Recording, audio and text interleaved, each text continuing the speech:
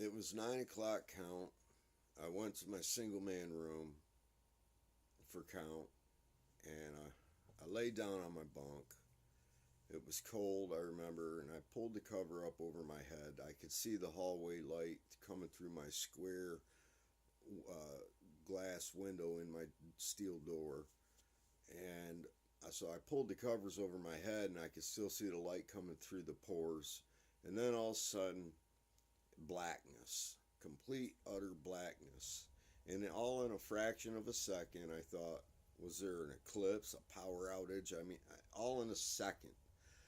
Now, I was laying on my side, uh, my left side, facing a wall. And so my cell, the room would have been behind me.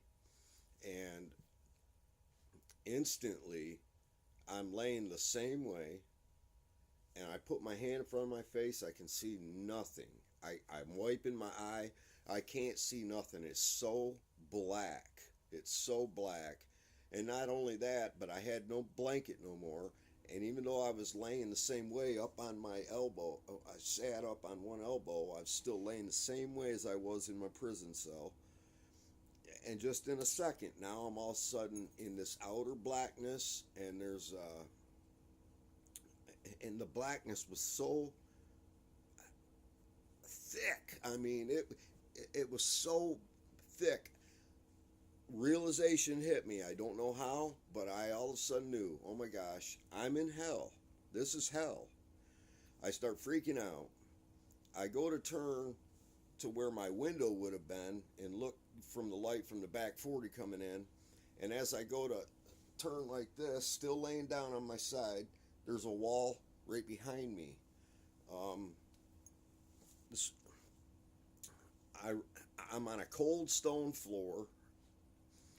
I was brought up in a church, my picture of hell was always fire and everything, but I was on a cold stone floor in a tiny little cell on the floor, and I start freaking out. Now, I don't know if I was using my mouth or my mind, but I could hear my own voice saying, Lord, I'm a Christian. Lord, there's got to be some kind of mistake. I'm in hell. And as soon as I started freaking out like that, right above me, as I'm laying on my side, up on one elbow, right above me, I would say 8 to 9, maybe 10 feet tall, I seen four eyeballs, boom, open up. And one of them was like 6 inches shorter than the other one. And them eyes, I kid you not, were this big. And they were yellow, orange, and they had like, and it's like they were uranium or something. They looked almost like they went around the side. They looked like a giant, crazy reptile creature, even though all I could see was their eyes. The eyes did not light up anything in the cell. It didn't light up their facial features, nothing. Just their eyeballs opened up, and I knew that they just were like, I woke them up because I'm laying on the floor going, Lord, I'm a Christian. What? Jesus, I'm screaming, and these eyes open up in the blackness, and they're looking down about 4 foot off the ground. And I remember looking up at their eyes, and their eyes were like digital, like focusing in, and they kept going lower and lower and lower. I realized if I was to reach my hand out, I could grab their ankle or their toe. They're standing in this cell, these giant, whatever they were, demon, whatever they were. All I could see was their eyes. And I put my other hand, I'm leaning up on one elbow, and I put this hand in my mouth because my teeth are literally rattling. I'm so scared. And these eyes keep going lower and lower and lower, and they're focusing in on me. If he would have just put his foot out, he would have kicked me, whatever they were. Next thing you know, something grabs me from behind. I feel it wrap right around me, like, and lifts me straight up. And I'm flying backwards through the air. Another thing, it was like a vacuum. When I was in there, there was zero sound of the atmosphere, nothing. It was like a vacuum, silent. Them creatures never made even an uttered a sound. It never, nothing. All I could hear was my own voice screaming in my head, or with my mouth. I don't know. I couldn't see nothing blackness. The only thing to this point I've seen is eyeballs, but yet I knew I was in a tiny little cell with them, and they didn't even have enough room to lay down. They were standing in this cell. Something grabs me right up, and we go right through the ceiling or roof, whatever. Next thing you know, I'm 100 yards away, flying through the air backwards because something has me, and I can feel it holding me, and it's not hurting me. Some people say they smell sulfur in hell. I didn't smell nothing. But I knew I was in hell under the earth. I knew I was deep under the earth in hell. And 20 seconds ago, I was in my cell in prison. So, anyways, we're flying through the air, and I see where I just came from. It's all black, but somehow I could see this rectangle prison stretching as far as the eye could see. I could see further, and it was like 4 stories high. It was like a black, medieval look, but I knew that's where I just came from, and there were these huge, like, stone steps going up the front of it, like to the 2nd floor or something, but we kept going away from it. Next thing you know, I can't see nothing again. I feel this thing has me, and then it releases me, and I'm on the ground somewhere. I did a 360. I looked all the way around, and I can't see nothing. Nothing. And I start saying, Lord, I'm thinking in my head, my whole life flashed before my eyes, and I'm thinking, Lord, I went soul winning as a kid. I went to church not 3 times. It was Sunday morning, Sunday night, Wednesday evening. I said, Lord, I went to a Christian school till the 7th grade. I pictured a ribbon I got in Sunday school for learning the most verses. All this stuff was going through my head, and my whole life was flashing before my eyes. I said, my mom, my dad, my brothers, I'll never see them again. And you think you know what eternity feels like mentally? No.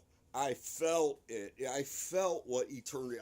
I knew I was separated from God. I knew I must have died in my brain aneurysm or something in my cell. I knew I was in hell, and I knew I would never, ever, ever get another chance. And when my senses were so heightened, everything. Next thing you know, as I'm freaking out, that being grabs me from behind again, and it felt like it lifted me maybe 15 feet off the ground, and we start going forward. And off in the distance, I see this little glimmering white light, and I'm leaving a lot of details out. I'm trying to get through this. This ain't my cup of tea doing these. I see this glimmer of light, like a galaxy in the middle of blackness, and we're flying towards it. And the whole time I'm screaming. I am screaming like I've never screamed. God, please, Jesus, I'm saved. What? I could not. I was screaming for him, and the more I was saying good things I've done, the tighter that grip got on me, and the faster we went, until the point where I could feel it like shaking me. It was like shaking me, man, and I still couldn't understand. Now that white thing I seen in the distance, we're getting closer. It's getting bigger because we're getting closer to it. I'm not a very good artist, but I tried to paint it. And the camera shows everything backwards. But as we're coming in, long story short, I seen like this never-ending huge wall miles away in the background. The sky looked maybe like it was 400 feet high to these blackish clouds. And there was this gigantic pole that would make a redwood look like a toothpick. I kid you not, in the center, with a steel collar around the bottom of it. And I all of a sudden could hear chains like I've never heard before. Chains galore. And, okay, and as we're flying it up to it, higher than them, I could see hundreds of thousands of people from... and they all looked like they had no blood in them. They all looked saggy, drainy, zombie-ish, pale white, but I could still tell African American, Chinese, white, I could still tell.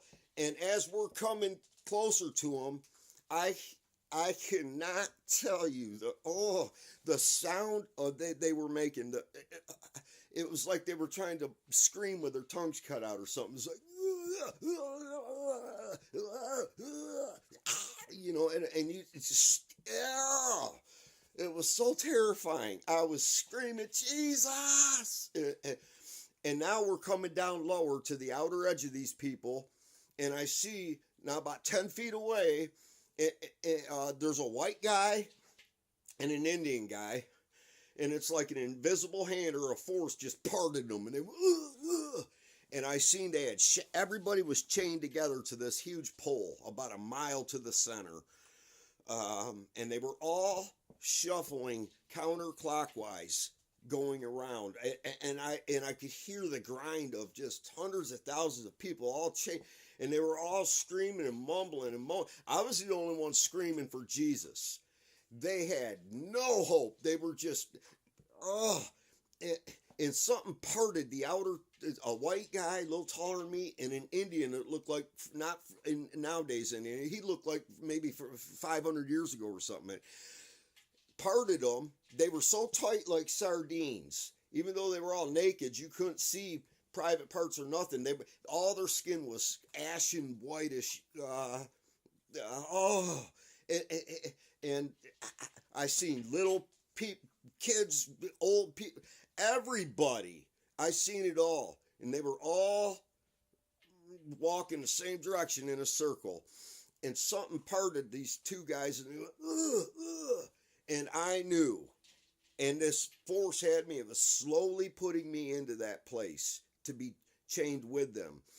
And what I didn't tell you is, as I was, before that happened, I was coming up on it, I seen this like thing, it was the only thing that had color. I could tell it was like tethered or chained to the top of this mammoth beam. And it was like, it looked like a quarter size when I seen it, like a light hovering around these people, going wherever it wanted.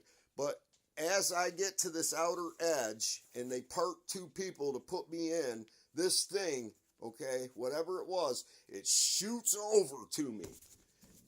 None of the people realized it shoots over to me, and as it came over, it was about 10 feet above all the people. As it came over, they were like, just going mad, terrified of it.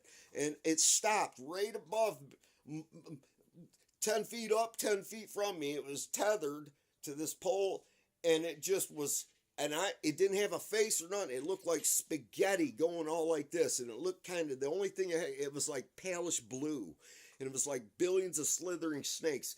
And when it came over, it was the size of a car. You know, it was huge. And all the people were they were all just, and I was looking at them, and I was looking at it, like, what's it doing to them? And they were screaming these, so you wouldn't make that sound if you were being skinned alive or burned at the stake. It was horrifying, and it just hovered there, and the whole time, and now this thing starts to push me into the spot that the invisible between the Indian and the white guy. I got so close I could have reached out and grabbed his shoulder. None of them looked at me. It seemed like the only thing that noticed me was this thing that came over, and it was hovering there, and it was just looking at me without a face, but I knew it came over because of me. And this being that had me was slowly putting me in my place, and the literal chains were about to come up like snakes and just get me. And I remember putting my hands up, screaming, Jesus. And when I said, God, please forgive me, I'm a sinner. I put my hands up, and I noticed it's the first time in this whole experience I seen my body, my hand, all of my hands and up my forearms was whitish, ashy like them, except my thumbs. Right around this area was still looked like peachy skin. And I put my hands up and I said, God, forgive me. Please forgive me. I know I'm a sinner. And as soon as I said that, boom, this force that had me, I felt it let go of me. But I went back only maybe a foot, and I couldn't go no further. It's like it was a force. And I started running, and even though these people were walking in a circle, chained up. When I was running beside them, it looked like it was such a massive group. It looked like a straight line. And I'm running, and people are just, I seen a kid up in front of me get kicked out of the line and then sucked back in like a meat grinder. And oh my gosh, it was so horrible. And I was screaming, God, please make this be a dream. Please make this be a dream. I knew it wasn't a dream. I knew it was a section of hell for lukewarm. I knew that all of these people thought they were saved. I knew it. Just like I did. I knew that this, and so I'm running. I can feel my feet on hard ground, like blacktop almost, or stone or something. And I'm running into outer darkness. And I'm skipping a lot of stuff. I'm trying to get to, and I come to like I'm feeling, and I feel like the corner of some ruins. And I look around the corner, and I hear this, like somebody's being tortured. It sounded like a painful, like, and it made me feel sorry, like, but it was so loud, it wasn't, and then the next thing you know, it kept going, like, and it went so long that I knew it wasn't human, and I literally put my hand, I was like, Jesus, and I look up, and there's this I'm guessing 100-foot high, arched doorway. It looked castle, medieval something, I don't know. But I thought, what on earth could ever open that huge door? And it was, and sticking out from maybe 3/4 of the way up, there was like a stone ruins, like maybe it used to be an awning of or something. But sitting up way up on that was this giant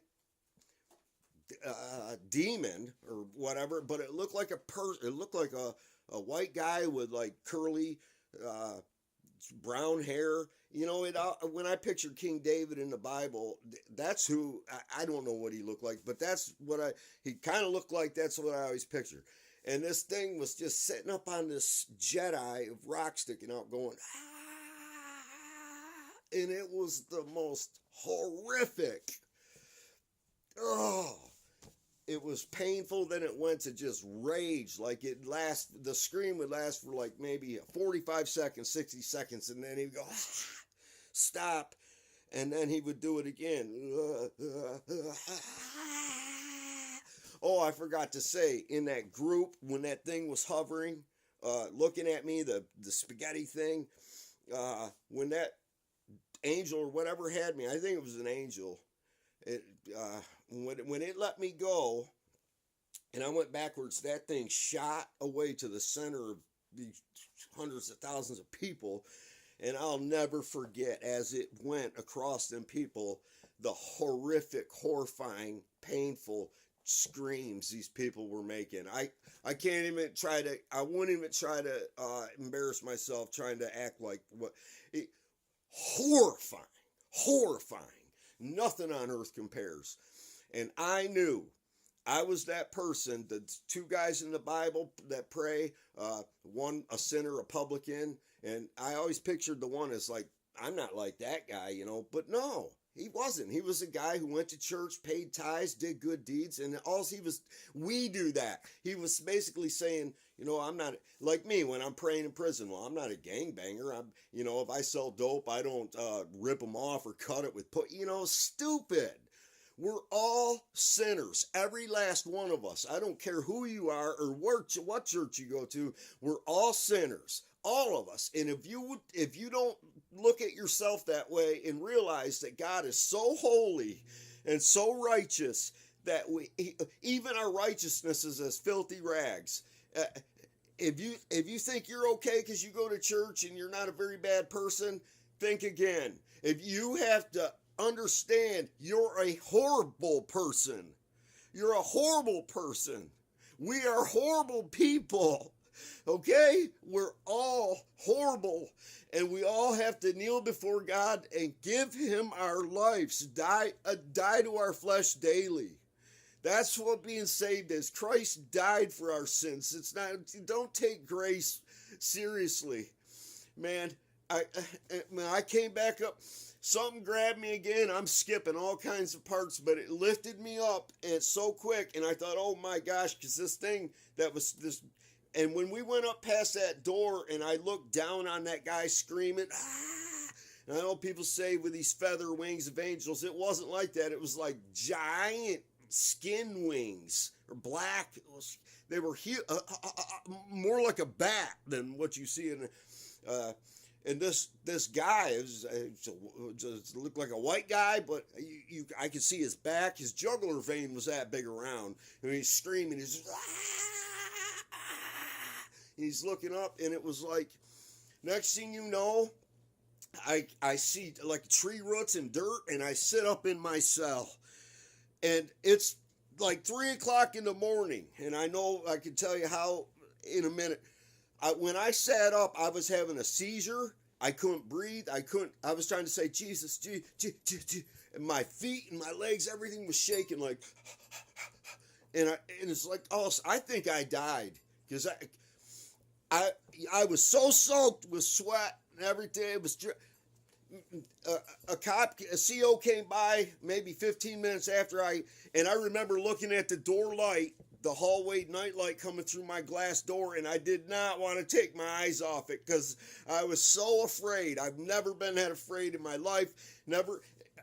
And this cop went by, shines the light, and he keeps going. But then he turned around and came back, and he goes, "You all right? You have a nightmare or something?" I couldn't even answer him, but he walked off. But I was soaked in sweat, and as soon as I could, I fell onto the floor, and I begged God for forgiveness. I begged God I plead with you to beg God for forgiveness. Don't think you're okay because you're not a rapist or a murderer, or you're not like them. Don't. I beg you, please.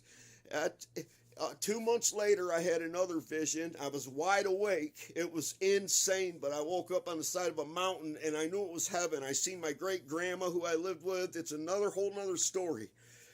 But, man, I tell you what, man, turn to God. Nothing here is worth it. Nothing here is worth it. Hell, it was so real, and I knew that every one of them people thought that they weren't bad people. They thought they were okay. They thought they were okay. I urge you, I beg you, seek God while he can still be found, because it just breaks my heart that so many people are going there that they don't know it. God bless you.